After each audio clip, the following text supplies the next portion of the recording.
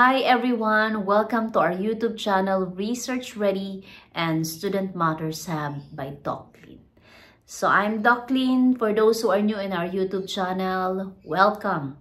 You can visit all our lesson videos in our channel, and I assure you that it will help you a lot in your research project, especially if you have questions regarding your paper, either it be in the chapter 1, chapter 2, 3, 4, or 5. Okay? There are also other aspects or lessons in my YouTube channel which can help you in your academic journey as a student, whether you are a senior high or a college student. Now, on this lesson video, what are we going to discuss is all about sampling. Once again, but this time, it's not on the quantitative research, but it's on qualitative research. So, commonly it is called purposeful sampling. A purposeful sampling is also called judgmental or selective sampling because you are trying to get a sample of your participants because you have set a criteria from the very beginning of your study. So, sinasabi nga ni Creswell, ni John Creswell, one of the well-known scholars in the field of qualitative and mixed methods research, sabi ni Creswell, it's not about the number of participants when you are doing a qualitative research, but it's more on the depth and richness of data that you can get on your participants, whether they are only 5, 6, 7, or more than that. It's not the numbers, but it's the quality and the richness of data. So let's start. Paano nga ba ma'am? Ilan ba ang gagamitin naming participants kung kami ay magka-qualitative research? Ito ba ay katulad ma'am kapag nagka-quanti na gumagamit ka ng probability or non-probability sampling, whether you're going to use a cluster sampling o kaya gagamit ka ng random sampling? No, it's not. It's totally different. So as I mentioned, sabi nga ni Creswell or ni John W. Creswell, it's not all about the numbers. No, when you're doing qualitative research, but it's more on the depth and the richness of data that you can get. No, sometimes you have only a small number of participants, but then you can get already the richness of data. Then you have to stop. Okay? So mamaya, magbibigay tayo ng example. Kung ito ma'am yung type ng qualitative research na pipiliin ko, ilan ba yung kailangan kong participants? Ang ituturo ko sa inyo ay yung tungkol kay, or yung sinasabi ng mga scholars na si Creswell at si Pot, ilan ba yung number of participants pag ito ma'am yung ginamit na design ng qualitative research. But bago yon, i-define muna natin kung ano yung sinasabi natin purposeful sampling. Pag sinabi natin purposeful sampling, ang ibig sabihin nito ay intentionally you are selecting your individuals or cases that will provide the most relevant and insightful data regarding the research question. Ito ay kadalasan na ginagamit sa qualitative research. Okay, so as I have mentioned, ang purposeful sampling ay ginagamit sa qualitative research. So, meron tatlong bagay na kailangan nating tandaan kapag tayo ay magpo-purposeful sampling. So, una, meron kasi tayong targeted insights. Maghahanap tayo ng participants ayon sa criteria na sinet natin na talagang makakasagot dun sa ating tanong. Kasi ang qualitative research, it tries to establish a deeper insights. And when a participant has no experience and cannot answer our questions during the interview, they cannot be part of it. So, meron na talaga tayong target as a qualitative researcher. At sino ba yung mga tao na kailangan ko? Sino ba yung mga taong dapat may kaalaman ng particular na aspetong inaaral ko? Sila yung iyong hahanapin. So, ikalawa naman yung tinatawag nating contextual understanding. So, kung ikaw ay isang researcher, commonly kapag sa qualitative research, talagang at the beginning of your study, you settle your research questions. No, kailangan yan, research questions sa iyong qualitative research, pero base sa aking mga past lesson videos, kapag sa simula ng iyong pag-aaral, nag-set ka na ng research questions sa qualitative, pwede siyang mabago. No, kasi flexible ang research questions ng qualitative research, depende sa nakukuha mong data habang nag-gather ka sa iyong participants. No, yung tinatawag natin contextual understanding. So, ano ba yung pagkakaintindi? Ano yung na-experience? Ano yung konsepto? Ano yung insight ng taong ito? no, sa particular na pag-aaral na ginagawa ko, sa kanyang konteksto bilang siya ang tao na naka-experience, nakakita, no, at merong mga first-hand data sa aking pag-aaral. Ang ikatlo naman is yung exploratory. No, pag sinasabi nating exploratory research, kapag kasi gumagamit tayo ng participants natin sa ating qualitative, pagkatapos noon, sila yung nakakaalam ng konteksto, sila yung nakakaintindi at nakakapag-share ng principles. From there, nakakuha tayo ng themes. No, yung themes or patterns na pwedeng mag-come out, no, sa ating research study na later on can be a basis of creating a variables in future studies. So, yun yung ginagawa natin. Kasi kapag nagka-qualitative research tayo, wala tayong variables. No, hindi katulad ito ng quantitative research na sa simula pa lamang nagsiset ka na ng variables mo sa iyong pag-aaral. Base saan? Sa teorya. Okay? Yung mga teorya na inaral mo, doon tayo kukuha ng variables para ma-prove or ma-disprove natin ang mga teorya na ito, no, ng iba't ibang tao.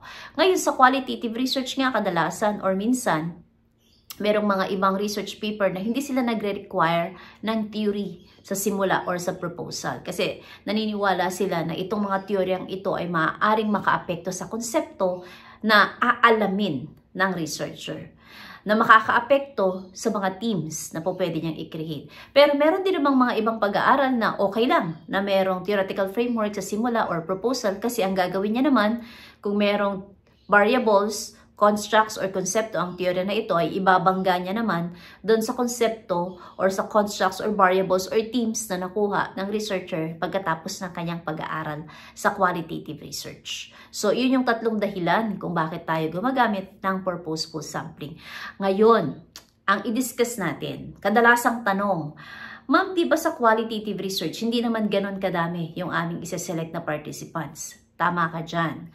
Pero since tayo ay gumagawa ng scientific research, kailangan meron pa rin tayong pinagbabasihan kung ilan yung ating pipiliin at kung paano natin sila pipiliin. Yung kung paano natin sila pipiliin, nagsiset tayo ng criteria kung paano natin sila hahanapin. Pero tandaan, isa sa mga basihan para malaman kung ilan ang ating participants ay kung anong klase ng qualitative research design ang iyong gagamitin. So kung muli meron tayong 5 at ibibigay natin yung mga examples. Pero base sa nasabi ko kanina, ang examples natin ay magbabase sa mga gawa ni Creswell at ni Pot. Okay, so simulan na natin. So, yung pinaka-common is meron tayong 5 qualitative research design. So, meron tayong una, narrative research. Ulitin ko, ito ay base kay Creswell at Pot. No? So, si Creswell at Pot, so they have their research book entitled Qualitative Inquiry and Research Design, Choosing Among 5 Approaches. Ito ay na-publicize sa Sage Publications noong 2016. So, ilan nga ba ma'am sa narrative research? According sa kanila, nag-i-involve to ng individual commonly 1 to 5.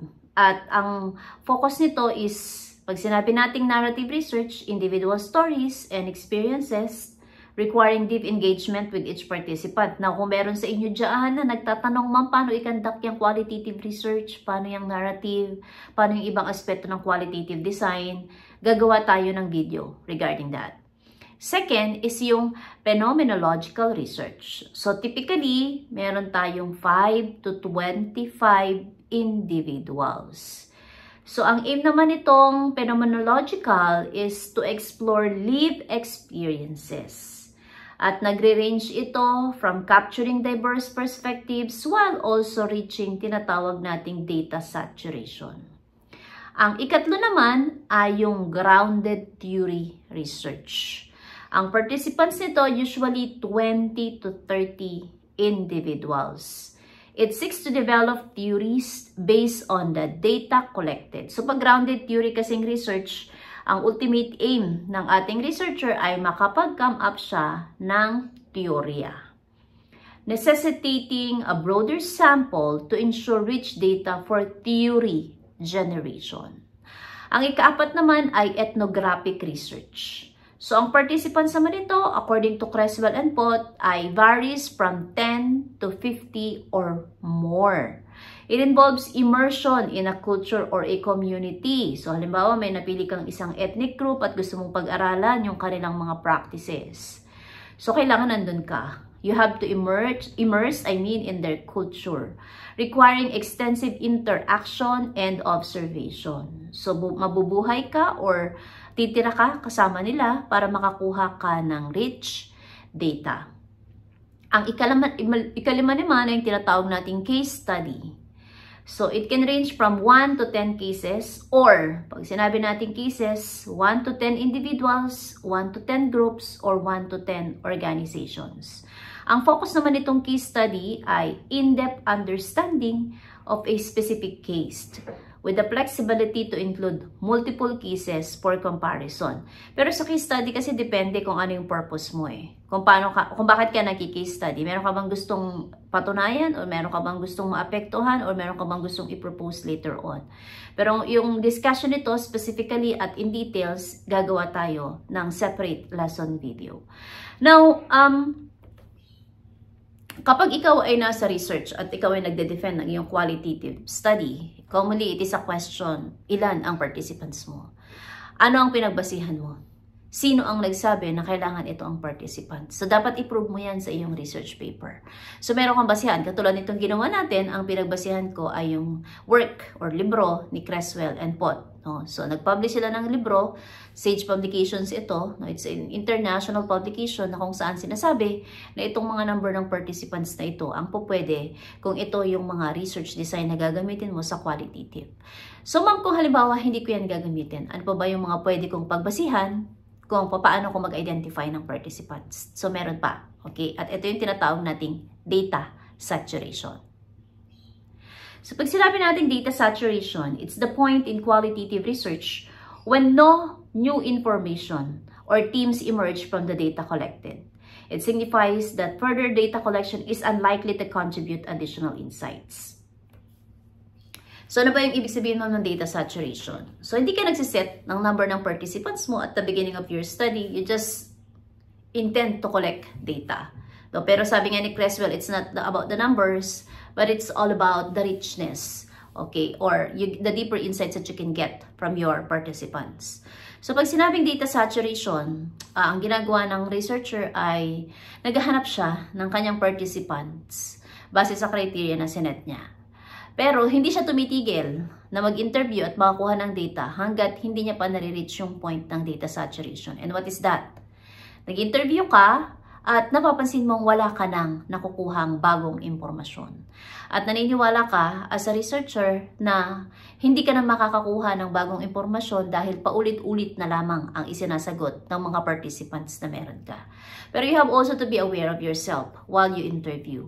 You have to contemplate why this happened. Baka naman it's on your part that you cannot get an additional or new information just because of the way you strategize your interview or maybe your research questions. Kaya nga sinasabi ang research questions ay flexible sa qualitative research that it may change through times as you conduct your study or during the conduct of your study because you're getting a new information which is not part of your research questions or your research objectives. So, ang data saturation, pwede kang umabot ng 30 participants regardless kung ano yung qualitative design mo kapag nakakakuha ka pa ng new information. Again, Creswell said, it's all about the richness of data that you can get on your qualitative research. Okay, ano ba yung mga kaiba pang dapat i-consider pag tayo ay magkakanak ng ating qualitative research considering our participants? Okay, so pwede tayo mag-set ng inclusion at exclusion criteria. So meron ako na i-discuss na lesson video tungkol dito, pero paano ba natin establish yung criteria effectively? First, una natin i-consider yung ating research objectives. Ano ba yung ating goal? Bakit tayo nagkakandak ng research na ito? Kasi i-clearly outline niya, no, yung dahilan or yung purpose ba't tayo nagkakandak ng study. Ang tanong, what specific aspects do you want to explore or understand? No, ano ba? Pangalawa, we can identify key characteristics. Mag-set tayo ng inclusion tsaka exclusion criteria. Pag sinabi nating inclusion criteria, it determines the characteristics of the participants that must be included. Example, i-consider natin yung age, yung gender, yung specific experiences or conditions, or yung geographic location. Part naman ng exclusion criteria is yung mga characteristics na i-disqualify mo potentially sa iyong participants. So, it might be their previous exposure to similar research topics na maaaring napakakaunti pa ng exposure nila. Halimbawa, kailangan mo ay 2 years or more exposed to that experiences but they have only 1. So, they are excluded, no, as part of the participants of your qualitative research. And also, inability to communicate effectively. For example, you can only use English and Filipino language and they are using another language. They cannot be a part of your research project. Third, ensure relevance to research questions. So, pareho, yung inclusion tsaka exclusion criteria mo should directly relate to your research questions para ma-ensure mo na yung participants can provide relevant data. Ang ikaapat naman, i-consider mo yung ethical implication. Sisiguraduhin mo na yung criteria na sinet mo are fair and do not discriminate against any group. I-consider mo yung tinatawag nating ethical and implication of excluding individuals. Panglima, yung pilot testing. You test your criteria on a small sample to see if they effectively identify a suitable participants. So, ginagawa ito. Tinuturo ko to sa aking mga estudyante na nagkakaroon sila ng pilot testing or pilot interview para ma-determine nila tama ba yung number of participants na tina-target ko para sa aking pag-aaral.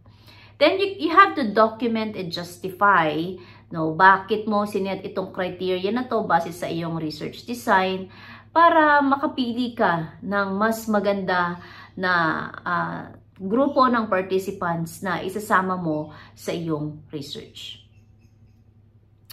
So, yun yung mga pwede mong i-consider sa iyong research para maging sistematiko pa rin yung iyong qualitative. So, always palagi na lamang kina-question yung qualitative research as to its generalizability, as to its authenticity, and yung trustworthiness ng data.